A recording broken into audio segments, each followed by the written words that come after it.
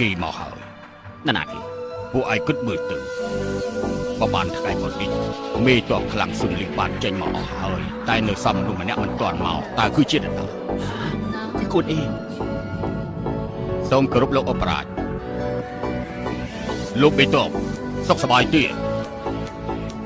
ខ្ញុំសុខសប្បាយទេលោកអបរាជខ្ញុំទទួលបញ្ជាពីទីប្រឹក្សានៅទីនេះដើម្បីរងចាំលោកបើខ្ញុំទៅតើលោកគិតយ៉ាងម៉េចលីបៃនឹងខំមីមិនលើកលែងឲ្យលោកទេទោះជាពួកគេលើកលែងឲ្យលោកចៅអ៊ីនិងសុនឈៀនដែលនៅជាងតុក៏មិនលើកលែងឲ្យលោកដែរ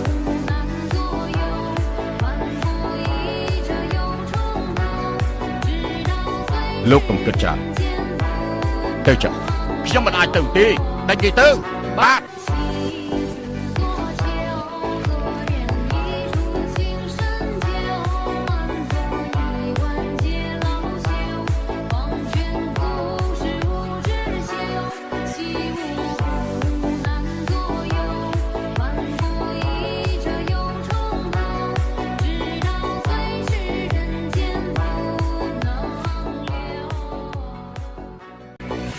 គេមកហើយ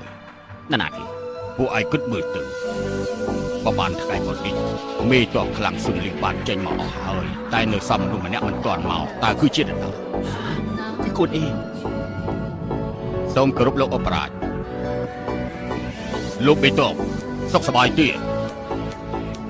ខ្ញុំសុខសប្បាយទេលោកអបរាជខ្ញុំទទួលបញ្ជាពីទីប្រឹក្សានៅទីនេះដើម្បីរងចាំលោកបើខ្ញុំទៅតើលោកគិតយ៉ាងម៉េចលីបៃនឹងខំមីមិនលើកលែងឲ្យលោកទេទោះជាពួកគេលើកលែងឲ្យលោកចៅអ៊ីនិងសុនឈៀនដែលនៅជាងតុក៏មិនលើកលែងឲ្យលោកដែរ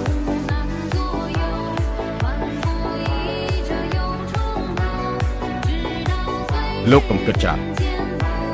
ទៅចុះខ្ញុំមិនអាចទៅទេដាច់គេទៅបាទ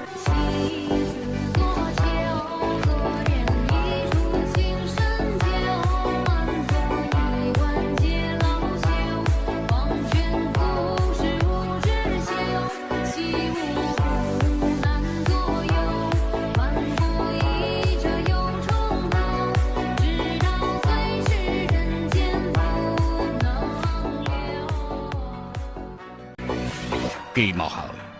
ណាគេពួកឯងគិតមើលទៅ